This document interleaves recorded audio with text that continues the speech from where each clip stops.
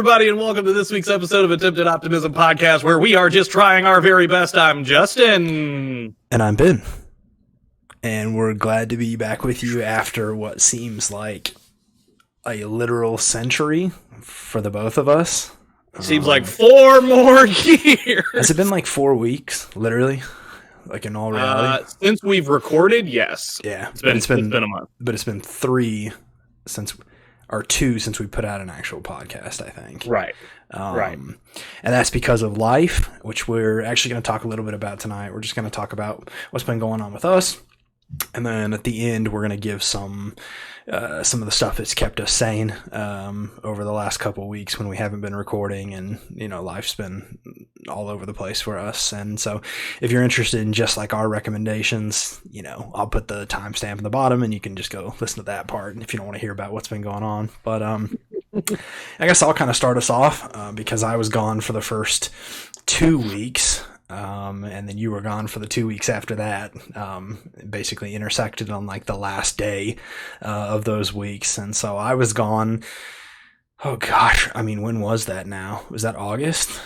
End of August? It was the 18th. Midway into August. Yeah. It was like third week of August. I left, my son, Oliver, who is 2.5, almost 3 years old, was having heart surgery, which I think we might have talked about on a podcast right before we left, or maybe just tweeted out about. If you follow us on Twitter, Attempt Optimism is our Twitter if you'd like to join us. But my son had surgery. We went down to Dallas on I think we left like the 16th, and we were not home for literally like 2 weeks. It ended up being a lot longer than we actually thought it was going to be.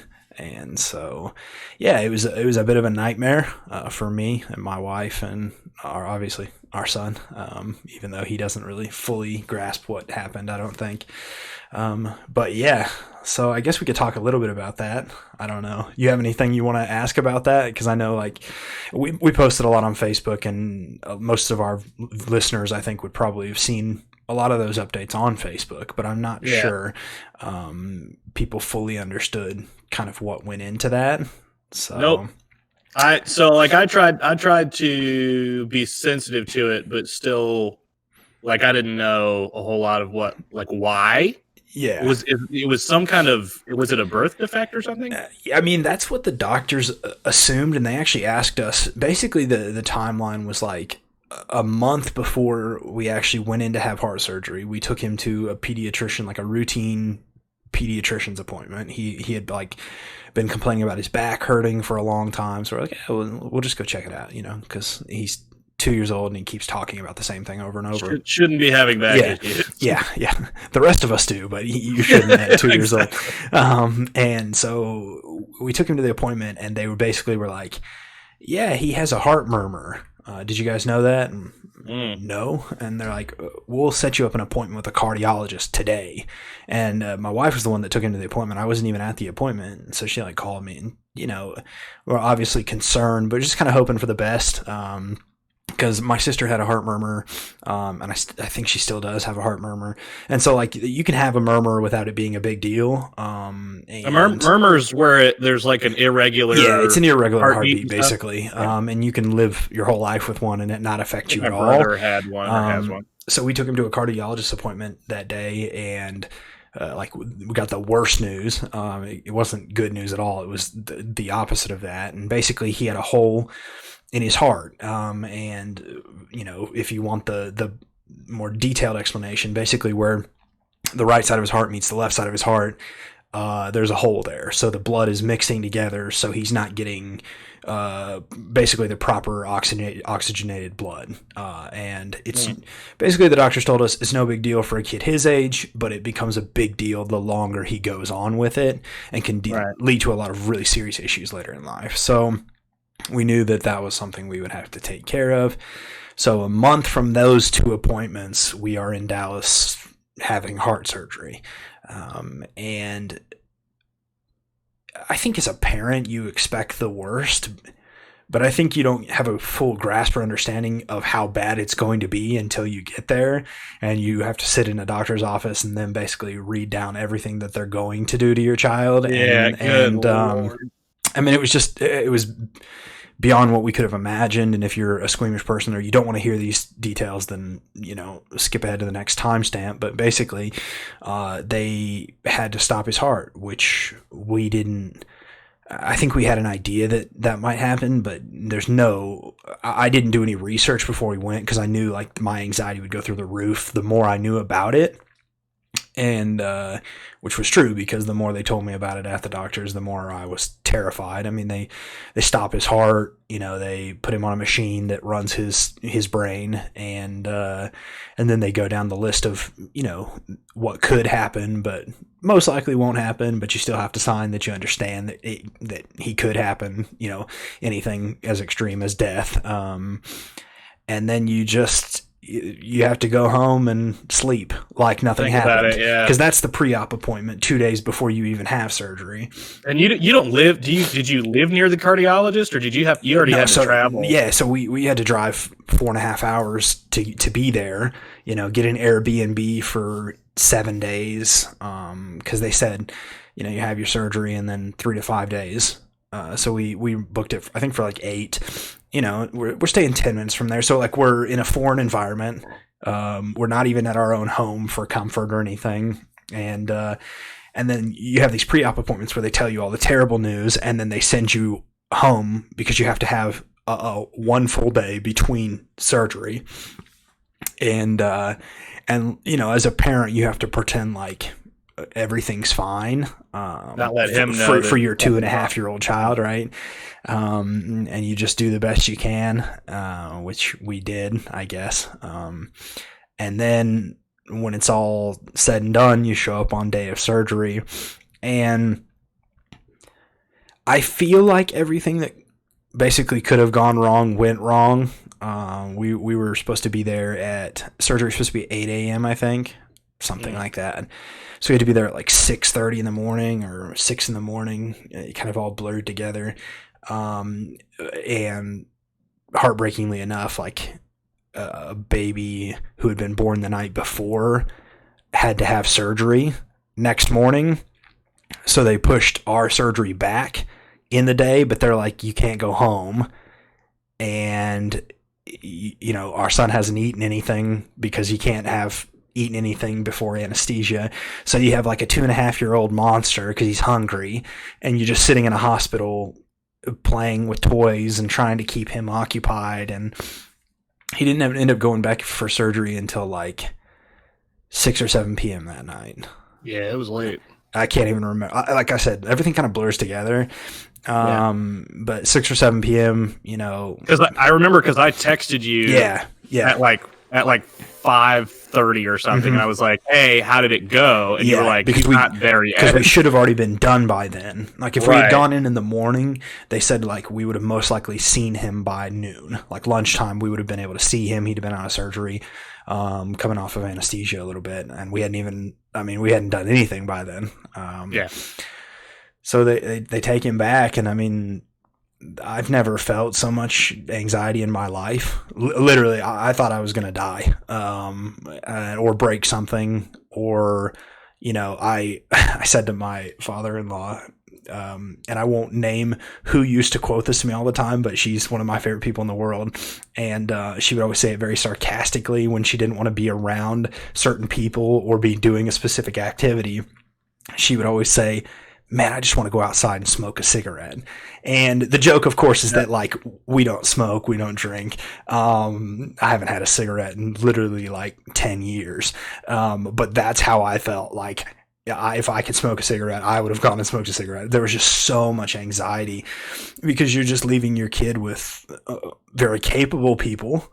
But at the end of the day, you can't do anything about it at that point. So took him back, and I mean, it's again, it's wild. They're stopping the heart, so it was a full open heart surgery. He's got a scar from right above his sternum all the way right above his stomach, basically. And they break it open and stop your heart and do the surgery. And I mean, it's outrageous. It's things you don't just to think about it. Like, I'm sure he was fine, but as a parent, I couldn't even imagine. Like, hey, we're gonna crack open your child. I mean, exactly. And that's again, you it's like that reality of like, you know, that these things could happen, but you're like, you know, like, it's gonna be fine. And then they tell you they're gonna do all these things, and then you realize, oh, this is like a really serious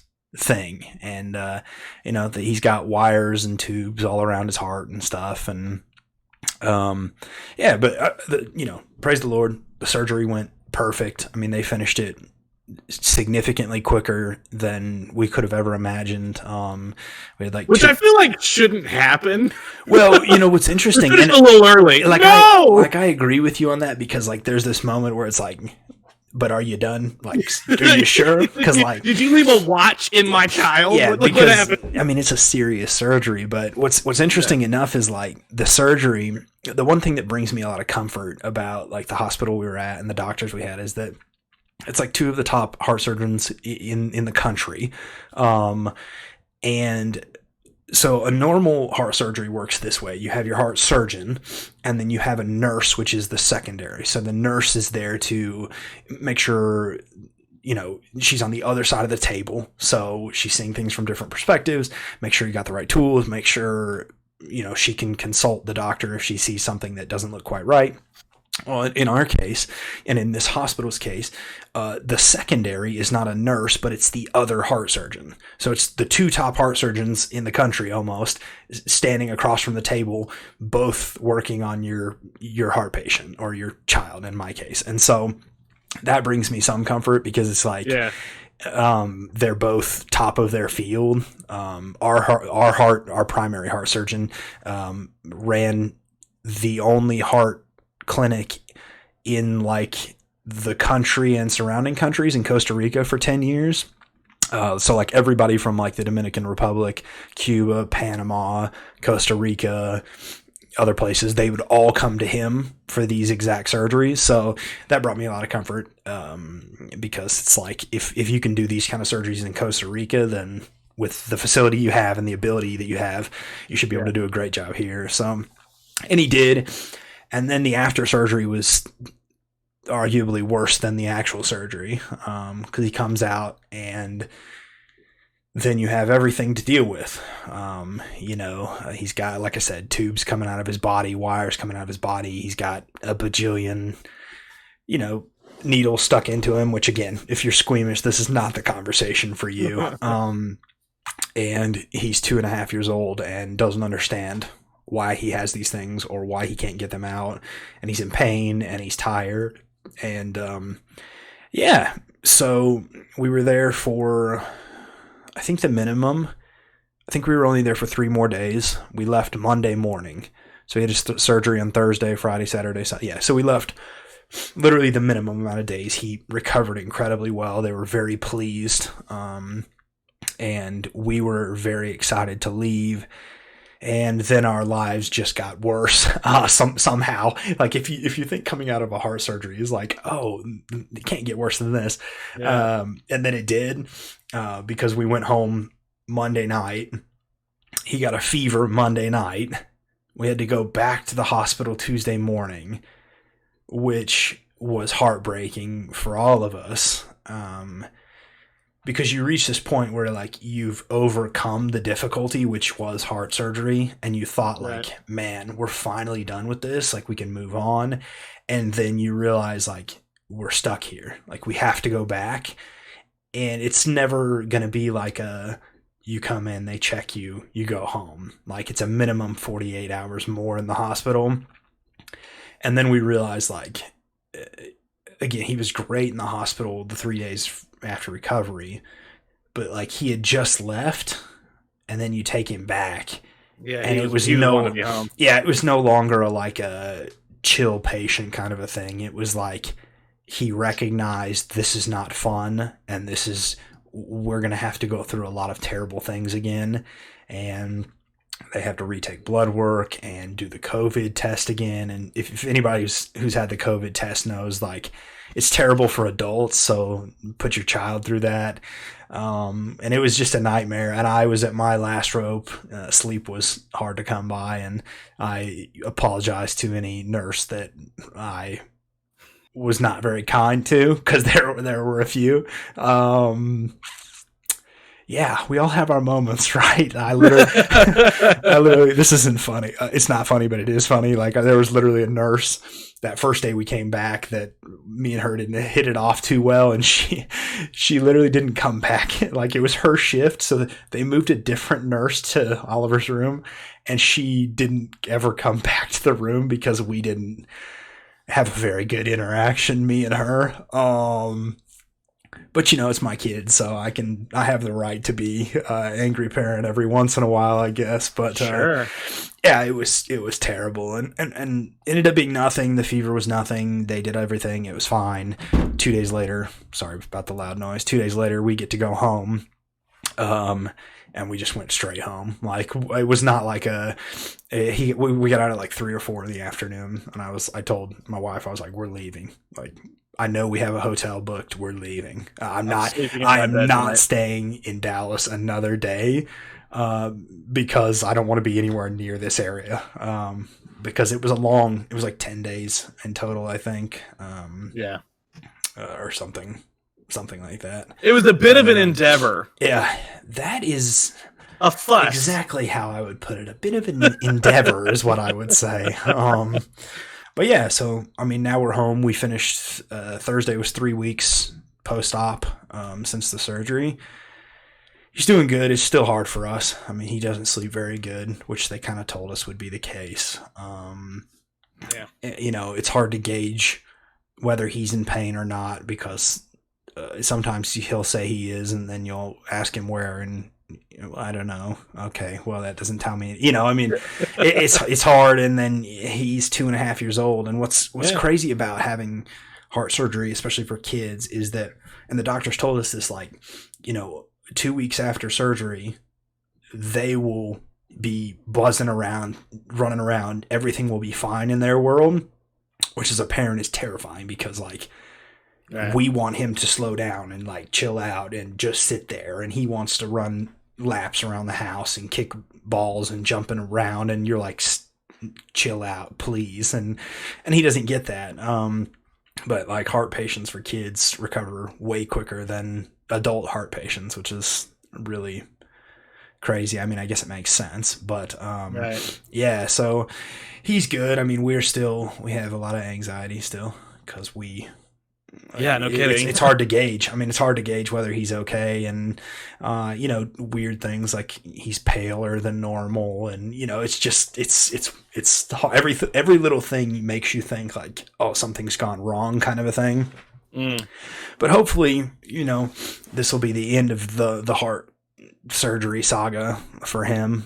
They basically kind of said, like, as long as none of his valves start leaking again, which if you've never gone through a heart surgery, like, I don't know what you're talking about. That's okay. I don't want you to know what I'm talking about. Like, I know there's valves in there. Yeah. I try to imagine a trumpet. Yeah, sure. Absolutely. As long as they don't start leaking, like, he'll never have to have another heart surgery again. And good. Most patients, they never start leaking again. So that would be best case scenario, But yeah, it's been a wild kind of adventure. Has he sort of normalized the scar yet? I mean, he doesn't. Does you ever catch him, like, picking at it or looking at it or anything? I mean, we had a terrifying moment, and I don't know that my wife wants me to share the story, but I'm going to share it anyways. It was like 12 days after surgery, and they basically said, like, so he comes home, right? He's got a scar from, sternum to stomach, basically, with steri strips all over the front of it, basically pieces of tape. And they kind of told us, like, 14 days or a little bit longer, they'll fall off on their own. And so, as I said, he's had a hard time sleeping since we've been home. He gets up and down at 400 times. And it's always something, I got to go to the bathroom, or he just wanders out of his room. And one night he came out of his room to sit on the toilet to go to the bathroom. But while he's sitting there, he was picking the tape off, which I didn't see. Right. And my wife didn't see, but it was definitely my fault. I didn't see it. And he just took all 15 pieces of tape off, 12 days after surgery, which, praise the Lord, it was almost the 2 weeks. Totally fine. But like, I don't even think it really phases him. Like, he's like, what is this crap? Get like this off of he here. definitely knows he went to a hospital. He remembers things about that. He knows he's got a scar. We've talked to him about how he had surgery to fix his heart, but it was very much like he doesn't talk about his scar at all. We ask to see his belly a lot so we can see it, and it looks great. But it's like, for him, it's like normal. I mean, it doesn't affect him really. Which is great. Again, as a kid, less trauma there. And they say that by 5, 6, 7 years old, he won't remember anything about it, and then by the time he's a teenager, his scar will be like so minimal that you won't even really be able to notice he had heart surgery, which is great. But it's just really interesting. It's fascinating because we're definitely more worried than he is. He's a kid. He's like, I'm fine. Let's shoot the basket. Let's jump up and kick a balloon and fall down and hurt myself. But yeah, so that's where I was for 2 weeks. I don't know if you have any other questions about that, because I know there was a lot there. We didn't really talk much. We talked a few times, but I do appreciate the lack of communication, I guess. Because I felt that. What we got a lot of was, and do not get me wrong and don't misunderstand if you're listening to this and you did reach out. We appreciated everybody that reached out. But what we didn't do was respond to a lot of people because it was so secondary. And I feel bad, but I don't know that I'll ever get to those messages because it's just one of those things that it's a time I don't really want to revisit. And I appreciate everybody who did reach out, but it was very much like, it was already overwhelming. Because you have to relive it every conversation you have because somebody is going to ask a question and you just got to go back to that place. Yeah, absolutely. And it's tough because people want to know how he's doing, which we understand, and how he's feeling, which is great, but it always leads to more. And it's kind of like, depending on the mood I'm in or the day I've had, I don't really want to talk about it. So this is maybe a good, if anybody who has talked to me about it wants to listen to this, then maybe you'll know more about it and you'll know kind of how it's been. And again, we appreciate everybody that reached out and helped us out and was there for us. It's just it was challenging time. And, my stress levels were higher than are healthy. I'm sure of that. Like if they had done a blood pressure, reading on me, they'd have to admit me probably. But yeah, I will say this because I don't want the whole story to be like a really depressing type thing. First and foremost, the hospital that we were at had some of the best food that I've ever had. Like some of the stuff that I was able to get inside of that hospital, like I would go back, if I go back to Dallas, I might stop by the hospital just to get that. They had this this New York style grill, and these people, like the people who ran it were legitimately from New York. And they sold gyros in there, and it was like the best gyro I've ever had in my life. It was unbelievable. And I love a good gyro. So like I probably had like 50 of those. And then there was this like little coffee shop that sold flatbread pizza and peach smoothies. And it was unbelievable. They were unbelievable. That sounds great. So shout out to the hospital. I'm purposely not naming it because, I don't want to like put their stuff out there. If people want to know where he went, in case you want a good heart surgeon, you can reach out to me. But I don't want to just like flood the hospital with random people. We should go there for a bite to eat next time. We 100% should. I would go. And then we go to Costco. Oh, we have to do Costco. There was a Costco in Beaumont where I was, and I didn't go because I wanted to take that journey. Yeah, I would love to do. We got to do Costco, and then maybe we can do a video of going to the hospital and getting a smoothie and a gyro because That's really where it was at. And then you got to do a Google review or something, and it's like, this hospital has 10 out of 10. If I had to have somebody have heart surgery again, this would be the place. And this is what they should eat while they're there for 10 days. My recommendations on the menu. Here's your meal plan. The whole thing. And then the only other real plus of the whole adventure was I got to have Indian food, which I'm a huge, like, where I live right now, there's literally like no choices for food. No, like for a great meal, you go to Papa John's. Like that's where we're at. I mean, that's kind of where we're at. And so I got to have Indian food like four or 5 times. I think I ordered it like 5 times. And it was incredible every time. So like that's on my list for Dallas next time I'm there, because the Indian food was just unbelievable. We go get a Vietnamese coffee and then go to the Indian restaurant. Absolutely. See? You're on the right way. Look, listen, I'm about the tiki masala. Oh man, their tiki masala is next level. That's what I that's what I ordered. So yeah. I'm with you on that. So, yeah. But yeah, I mean, it was a tough time. We're glad to be on the other side of it. We're glad the results were incredible. We're glad the hospital was incredible. The people that took care of him were incredible. Glad to be back to somewhat normalcy. I told my wife, I said, I've never been so excited to go back to work and sit at my desk and do normal work. You've never been excited to go back to work. I'm sorry. I've never been that excited. This excited. I mean, I am like on a permanent vacation for life sometimes. That's how I feel like. But no, I've never been that excited to go back to work and just like sit at my desk and do normal work stuff, check emails and work on sermons and things. So yeah, that's what I was doing. And then, so that was our 2 weeks, and we had put on Twitter and planned out 2 podcasts, right, for the weeks that I was gone, so that I would be home to do another podcast. And in fact, it would have worked out, because I got home that Thursday, and we would have had a podcast that Sunday and one out on the next week, except for Justin was not in town. And Justin, you can tell us what you were doing, because I know you went to help out, but I don't know the name of the disaster. I don't know where you went. So you went to do what exactly? So in the Salvation Army, you may or may not know this, Salvation Army does disaster relief, disaster work. We have our mainstay of that is mostly our food trucks. Our canteens is what I'll probably refer to them as, but it's food trucks that go around and they give people hot meals after a disaster, depending on if they lost their power, water, whatever. No. And that's kind of one of the big things that I think the Salvation Army is known for, at least in the States. Yeah, I would especially think in the southern states. I would think so. Yeah, and so with that, there's a whole lot of pieces that go into that, and there's this sort of, I'm trying to do this without talking a whole lot of jargon and stuff. Did your camera die?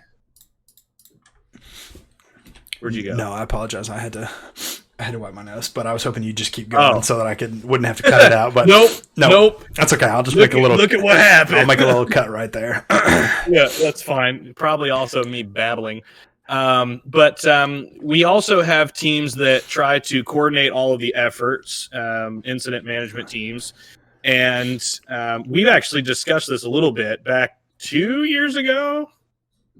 I feel like it was 2 years ago. Hurricane Michael came through Panama City, and really Ben and I, we were acquaintances heading towards friends. Yeah, I would say we were getting close to friendship level. Yeah, we knew about each other. We were okay all the time. No. Yeah. And, this is what solidified our friendship. I would think so. I would put that on the record. With Hurricane Michael, obviously with 260 mile an hour winds blowing through there, it was like a wall of tornadoes. And so during Hurricane Michael, while we were in Panama City, there was no power, water, or cell phone service. And so we had a trailer with a generator next to it, like a 53-foot trailer that we were living in, and we were in this room that was kind of kept up in the little cubby hole of that, and we were probably sleeping, I would say the thing was like 5 to 6 feet wide. It had to have you agree with that? We had to have been 2 feet away from each other. Yeah, there was most. A 2-foot space where two men, because it's so hot during the day that when we would go in, Ben was always in his boxers. Yep. I was in briefs because that's just the kind of people Thank we you are. For just putting that out there for the world. We had to take showers with the big gallon bottles of water. Yeah. You put a little bit on, you get a little moist, and then you put the soap on, and then you'd have to dump the rest of it over your head. It was like the worst of the worst, and that was a lot of what kind of led to our friendship, because we kind of survived that situation. We had a lot of van rides together, a lot of sleeping in the same bunk together, trying to figure out how to set up a light tower, a lot of eating, probably took us like 2-3 hours alone together. I mean, it was just like nonstop. Let me tell a quick story before you go back to talking about what you did for 2 weeks, because we're talking about this story. What I want to say about this is, though, so the bunk that he's describing, so the way that this big trailer is set up, there is 2 sides. One side with its bunk beds that are three bunks high, and there's 2 of them, so there's 6 total beds. On the other side, it's the same. It's a men's quarters and a women's quarters, and each of those quarters have their own bathroom. And then on the other side of the trailer, there is a separate area with 2 showers, one at the bottom of the stairs, one in the actual bunk. And then there's a large staircase and a separate bunk to itself. Mm-hmm. And that bunk is meant to be for what's called the incident commander, the person in charge of the entire disaster scene. So the trailer gets delivered. Okay. And he wasn't there. I wasn't there. I wasn't there, nor was the incident commander. We had both gone back to Pensacola to pick up supplies. Which was a 2-hour trip one way. Yeah, before then coming back the next day. So the trailer arrives while we are in Pensacola for the night. We come back, and Justin comes up to me. He's like, hey, man, I got our bunk ready. There's 2 beds. I got one. I put, I think, some of your stuff on the other one. Perfect. Great. So we're sitting in like our first meeting of the day, and somehow it gets brought up that somebody had already put all their stuff in like the incident commander's room. And I, having been gone, have no idea what was going on. However, Justin definitely had one of those moments of realization, I think, where he's like, oh, they're talking about me. Because I think both of us, that was our first time on like an incident command. We were there first 2 weeks, first like disaster hit while we were there. So there was this real awkward moment where Justin and I, because I got roped into it because my stuff was now in there, had to kind of explain that we had taken the bunk that was meant for the guy who was in charge of everything. And I think he took it pretty well. I mean, he ended up sleeping in the other bunks. I offered for him to take the bunk, and he was like, nah, your stuff's already there. Whatever. But it was definitely one of those, like, we are not meant to be in there. I mean, it was definitely great because we had control. We had control of our air conditioning on that side of the trailer, so we could make it as cold as we wanted. The entire trailer's air was ours. Yeah, it was unbelievable. But I just wanted to say that before we went back. So that was 2018 Hurricane Michael. Now fast forward, Justin's gone to Hurricane. What was the name of the one you just went to? Hurricane. It was supposed to be Hurricane Marco that hit us.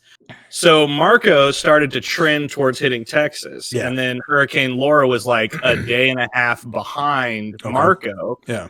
And Laura was supposed to hit New Orleans. Gotcha. What ended up happening is it went like this and then hit, and Marco weakened and hit New Orleans, and then the big storm, which ended up being a Cat 5, was just into a Cat 5, was Hurricane Laura, which was still half of what Michael was. Yeah. Like mile per hour wise. Oh, absolutely. It was half. Yeah, Michael was unbelievable.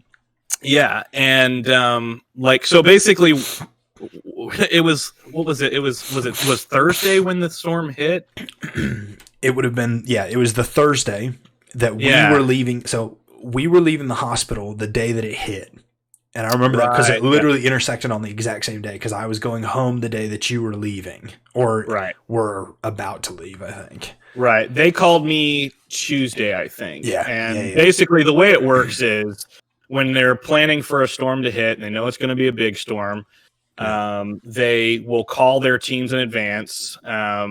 and notify people. And the way we started doing it was on Tuesday, I believe, we got the call. In fact, they were trying to get a hold of me because I changed my number. And if I hadn't called, they would never been able to get a hold of me. No, they thought I was on vacation or something. Yeah. And so little did they know you had changed your phone number on purpose. On purpose. Didn't tell anybody. Yeah, exactly. So they called me and they said, hey, we're going to start doing these calls and everything. So we kind of set things up. My responsibility for this storm was the same as it was for Hurricane Michael, which was logistics. And basically what that is I'm in charge of this stuff. I get the trailers where they're supposed to be, donations, all of that stuff is run through me. I'm in charge of the warehouse, making sure that equipment doesn't fail, like our food trucks. If one of them does fail, then I got to take it into the shop and get it fixed and get it back out into the fleet and ready to go. And Hurricane Michael was part of the reason that I think we ended up doing one of the podcasts that was about anxiety, which was the first podcast that went out. Yeah, the week that we were gone. And realistically, that was the moment that podcast needed to come out, because I went back and watched it, and you had all of the stuff you had going on, and then I was feeling anxious because not only was I, eventually going to be going on this storm. Before that, the storm was supposed to be a dead center hit. Marco was supposed to hit my town where I live. Absolutely. I remember seeing the the I think the map that you actually sent the group of where it was meant to hit, which was literally where you live. And then there was like a half day where both of them were supposed to hit us. Yeah. And then they both kind of edged this way, and eventually Texas didn't get all that damage. There was some damage in Orange and Port Arthur, and a little, power was out in Beaumont when we got there, and basically we set up in Beaumont. And so I was just remembering Michael and how bad Panama City was, and that we didn't have any of the things that we needed, and that was my entire job, was to get the things that we needed. And so we went through Hurricane Michael feeling like failures, and came out of that, at least on my part. I'm sure on your part, definitely. You could expand on that, but I had PTSD where 100%. I was having nightmares every night. I was waking up for like 3 or 4 weeks. I still get like these moments of like deep anxiety when I hear storms are coming, and what can, I mean, it genuinely was 14 days, 14 of the hardest days of my life was Hurricane Michael. So, I mean, I can't imagine the people who lived there and have gone through these. I mean, any storm, this hurricane included, because we have friends that we know that got hit by one of the hurricanes, and I mean, it's just horrendous. I mean, the situations they're going through and things they're living through right now. So I can't imagine, but definitely had anxiety and PTSD from coming home from Michael. That was so then they called, and I wanted to go because I felt like part of me wanted to do better. Part of me wanted to improve. Part of me learned, because I learned a lot from Michael, but part of me wanted to go and prove to myself and anybody else that was paying attention, prove to myself that that I could do the job that I was being asked to do, because I didn't feel like I could do it in Hurricane Michael. And this was almost the entire same team. We were just missing a safety officer. Fun fact. I texted you during. This is the only, like, one of the few texts Justin got from me. They actually called me to go out on the same disaster, to be on the same incident command team while I was at the hospital. Which again, they didn't. They 100% didn't know what was going on, and that we were at the hospital. And I told him during a meeting, I was like, he's probably not. Just let you know. And I literally didn't answer my phone, but it was funny because I texted the group, and Justin said that they didn't have a safety officer, which is the role that I had during Hurricane Michael. Which was the impossible job, because let's not get into it. If something's not safe, you couldn't allow it to happen, and everything was not safe. I mean, let's not get into it because I don't want to unveil any dirty secrets of what happened at Hurricane Michael, of course. But, so nobody died. Praise the Lord. Nobody died that we're aware of. That I did my job. Safety. Did my job.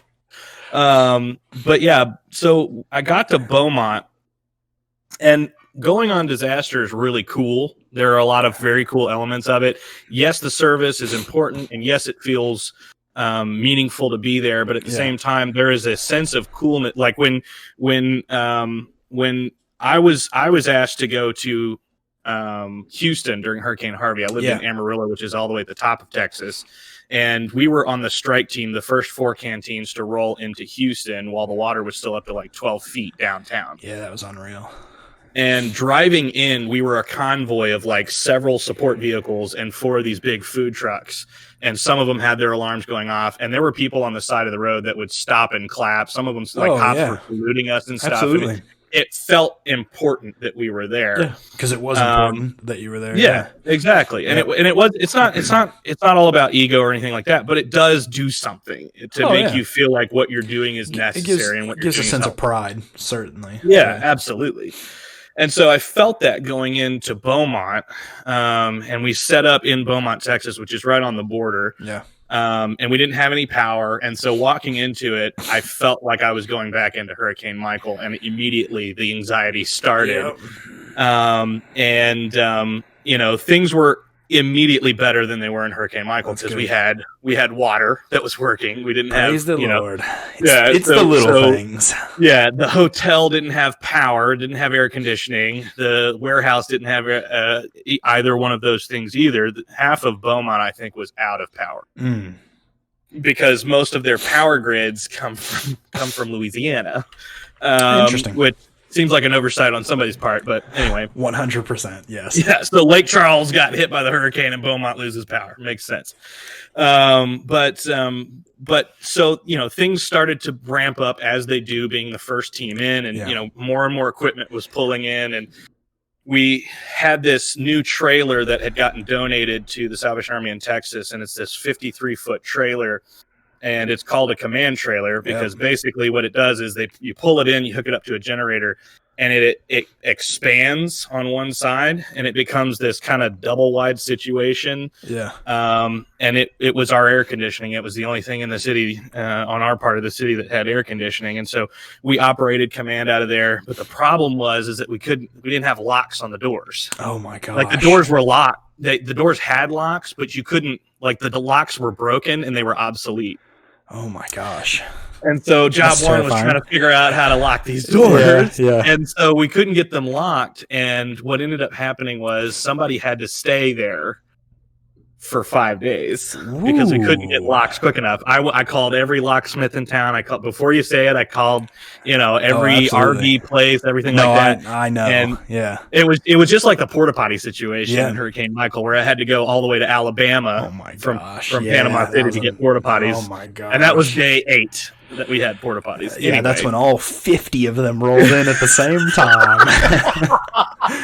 Because you back order a bunch of them anyway.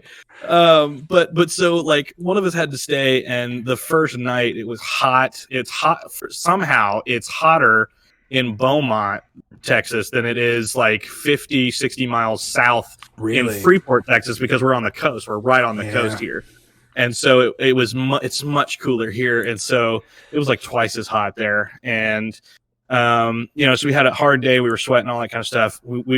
Me and somebody else had to stay inside the trailer. So we had these little rollout mattress kind of things. Yeah. And we slept inside the command trailer with unlocked doors for 5 days. Yeah, it seems reasonable. And that's why basically that's why you didn't have a safety officer.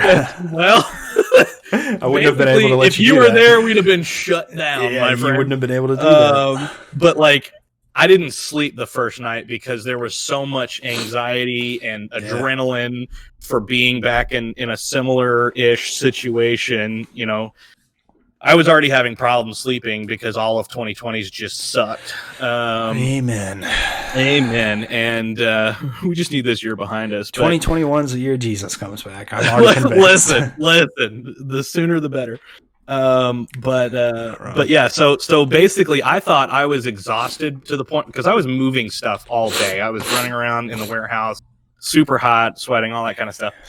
And I finally got into the bed at 12:30. And our morning briefing was going to be at 7, so I had to be up by 6 because people were coming into the trailer at 6, right? I can't be blocking doors and stuff like that. And so basically I laid down thinking, I'm going to sleep tonight. I'm going to sleep good tonight. No. And I didn't. I stared at the ceiling. I actually remember every second. Oh, I'm sure. Yeah. Yeah, I'm sure. Oh my, because I'm sitting there staring at the trailer. There's this loud generator out in the background. And I tried different positions. I tried everything. Yeah. I tried to put my sound machine right by my head.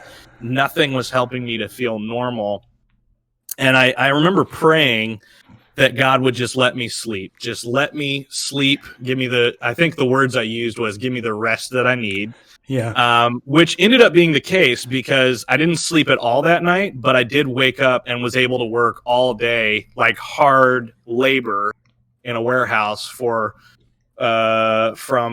let's see, I didn't sleep, but I got out of the bed around 6 o'clock. And then I went from 6 o'clock to 11:30 that night. Wow. Just doing, and I never felt tired. So he pulled through for the team. He got you as he does. Yeah. As he does. He gave me the rest that I needed, but not the sleep that I thought I needed. Yeah, exactly. So it's kind of like being careful what you ask for, I guess. Yeah. But yeah, like and the interesting kind of lighthearted note that I take away from that is not only was I able to, and we talked about this, I text you, yeah, because I was remembering the podcast all the way through this disaster, and it was not reasonable that I was there thinking the way that I was thinking, because I was thinking, I just need to get things done. I just need to get these, I had things on my list to cross off. Yeah. And I had one day where I was hyper functional and managed to get 8 things ticked off the list, which is exactly what I said in Panama City when we had the podcast about anxiety, just accomplishing 1 to 3 things a day. Yeah. And, and I remember saying something about having 8 things that I would have to accomplish and getting none of them done in Panama City. And I was able to tick mark all of these things off. So I felt accomplished. But more than that, there were things that were going wrong that I would just stop and pray about.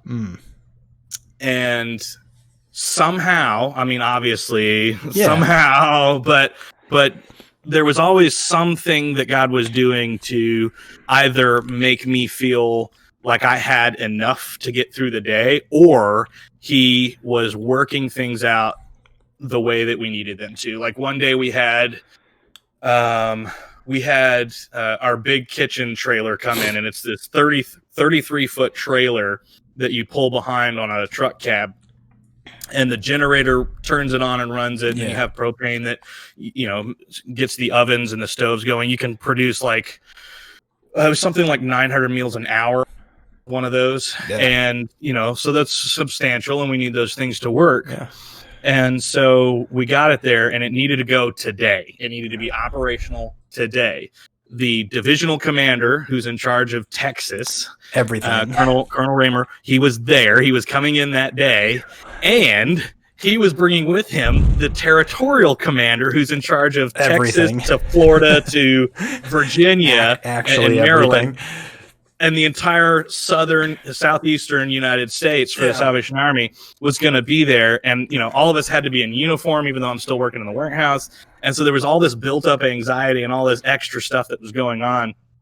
And the thing wasn't working. And I had to tell the operations chief, I said, it's not working. And you know who I'm talking about. And that was not a good answer. Right. Yeah. And he knows this about himself. And he and I have had good conversations after all this has happened. But in the middle of this moment, when you're trying to put out, like, we were pushing like 12,000 meals a day out of our operation site. And half, actually probably more than half of those were going to Lake Charles. Wow. Some of those canteens were going and food trucks were staying in Texas, Orange and Port Arthur and some of the surrounding areas. But most of our stuff was going to Lake Charles because they had nothing set up. And still, I'm pretty sure still have nothing set up, unfortunately. Still basically everything that they have is coming out of Texas. Yeah, it's unbelievable. And so in, I think, 9 days, we did 120,000 meals. Wow. And, this kitchen, fell to pieces. We couldn't get the generator working. And then the freezer was busted. And then there was all this thing. And we lost a lot of food because we put stuff in the freezer and the refrigerators. And then it all cut off because the generator was bad, right? And so we needed this generator to work. And I prayed and I said, God, you better send me a generator, dude. Got on the phone and I was like, hey, I need a generator guy now. And I called like 8 places, and like the last guy I called or something was it was the second to last guy that I called, because by the time I got off the phone leaving a voicemail for the last guy, this guy rolled into the parking lot, and he was like, "Hey, I heard you guys have a generator." I was There like, you "You told me go. you wouldn't be here till yesterday," and he was like, "Yeah, but I'm a block away. Let's do this thing." And I was That's like, "Let's go!" So we,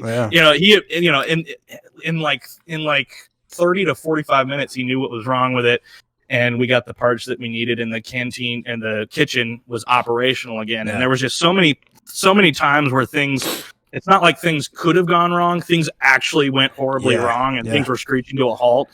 But because of the service that needed to be provided, God allowed that to work. Yeah. And it really wasn't necessarily my part to play in all of that kind of stuff that was important to me. What was important to me being there, because what ended up happening was I got extended. Usually they don't have anybody there more than 14 days. When you deploy on a disaster with the Salvation Army, usually it's 2 weeks, and then you go home. In fact, usually you go home on the 13th day.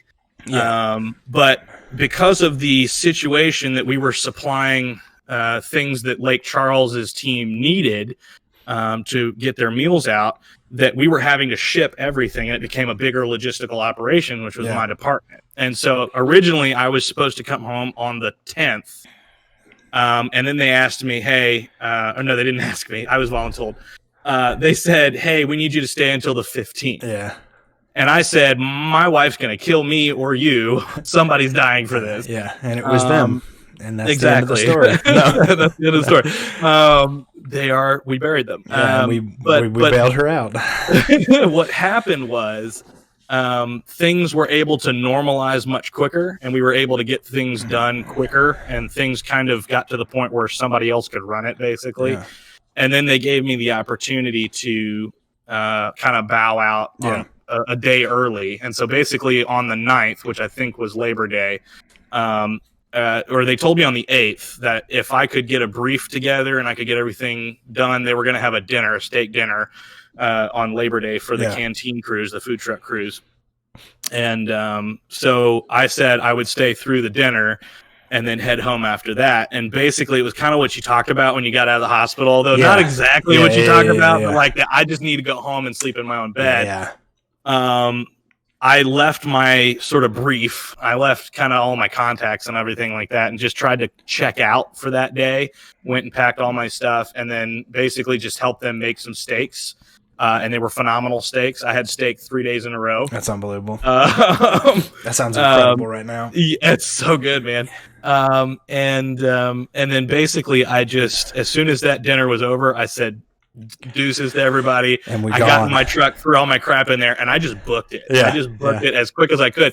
And basically when I was leaving, they were talking about, our team was talking about getting a call, and maybe, I don't think they ever did, but maybe having to go into Lake Charles. And basically that was going to be 4 or 5 days. If I had to go with them and stay, that was going to be 4 or 5 days of Panama City all over again. Absolutely. And I couldn't do that. And so basically I told the incident commander, I told him, I said, I'm going to get out of here before you change your mind about me leaving. And I left, and I drove home as fast as I possibly could without getting a ticket. And basically I called my wife when I was like 20 minutes away, because I hadn't told her that I was coming home. Because you gotta do something nice. And so basically what I did is I was talking to her like I normally did when I was driving to the hotel for the night. And basically her and her brother, who had stayed with her the last few days, were sitting in the living room watching TV or something. And I told her I was probably going to have to stay the full 15 days. And she was getting super salty, and she was like, she was starting to get ugly and talking about, stuff. And I was like, all right, calm down a little bit. And like, so I put my key in the door, and that's when the dog started barking, and they all kind of realized. She cried and everything. Yeah. It was a nice surprise. Oh, absolutely. But it was even nicer to sleep in my own bed. I would have after all that. Yeah. Definitely. So it was a good learning experience, but I'm glad that I accomplished what I went to accomplish, and I'm back home feeling better about that. So, all right, well, we got like maybe a few more minutes. So what I'm gonna say is a minute or two at max. What are some things that helped you get through the last month or so? I'll just say the last month or so, whether it be a book, a TV show, movie, video game, whatever, the podcast, whatever, that has kind of helped you over the last month or so. Yeah, through these days. So, Optimism podcast. Yeah, absolutely. You can catch us on YouTube, Land Creations Network. No, okay, all right. Yeah. So one or multiple if you want, but you got like I probably have 3 or so. All right. But something detail, that yeah, something that got me through while I was on disaster, because I never really had time to commit to anything really. Yeah. Was a show called QI, which is quite interesting. It's a British panel show. Okay. They get a bunch of comedians on there. They talk about interesting facts and stuff. It's just a great time. Yeah. If you haven't, go check it out on YouTube. It may be location locked, but just check it out. It's called QI.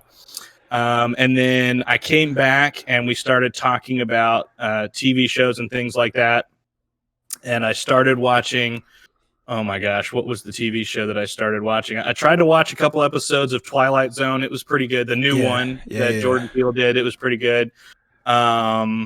Then I started watching Tokyo Ghoul because you said something about it, and I was like, I don't know, we'll check it out. Yeah. And I'm a big fan of the art style because it reminds me a lot of Attack on Titan. Yeah. And if you don't know what we're talking about, it's anime or manga. If you're not interested, it is what it is. It is rated MA for mature. I mean, it's for adults. We're not quite weebs, but we do like cartoons. Yeah, we do like cartoons. We're adults that like cartoons. Yeah. And did you have one more? Because you said you like 2 or 3, maybe. Did you have a third? I can't remember what the other one was. You did tell me you were watching The Boys. I don't know if that's one you want to recommend on Amazon. I started watching The Boys season 2. That is very mature. And it's like basically superheroes gone bad, I think. And so, again, these are all watch at your own discretion. Some people watch some things, some people don't. If you wouldn't watch Game of Thrones, you would not watch this. Yeah. So, and then for me, what got me through when we were actually there, I watched Detective Pikachu, which is I had already seen. I saw it in theaters actually, but I had to rewatch it. I just wanted something lighthearted, easy to watch. You needed something lighthearted. Oh, absolutely. So I did that. I love that movie. You can't change my mind that they shouldn't make a bunch of live action Pokemon movies, because a bunch of adults that are now in their 20s, late 20s, early 30s would all go watch it because that's what we grew up on. So that's what kind of got me through there, as well as I watched John Wick 3, which everybody said that was incredible. I mean, it's for a different podcast. I didn't hate it, but it wasn't like this is unbelievable. I watched the second one, by the way. For me specifically, I think John Wick 3 is like a budget version of The Raid. And if you've ever seen The Raid, then you know what I'm talking about. It may be a bad take and you may not like that, but like the action scenes don't even come close to like The Raid. That was another Panama City special. You should watch The Raid. If you haven't watched The Raid, it's just an unbelievable movie. We should link it in the bio. Yeah, and then recently I've been reading a lot. So Tokyo Ghoul, I actually just read through the whole the manga series. Now I'm watching it again. It's if you don't like anime or you don't like comic books, it's not for you. But or cannibalism. Yeah, I absolutely loved it. And then I also read a book called. It's another comic book called Something's Killing the Children. It's a really fascinating, almost like Buffy the Vampire Slayer style book. It's really, really good. So that's kind of what's gotten me through a lot of comic books, a lot of lighthearted TV shows and movies. And so, yeah, that's what we got for this week's episode. I think I can speak for Justin. We're very glad to be back to something normal. We hope that you'll enjoy this, and we will see you for another episode next week.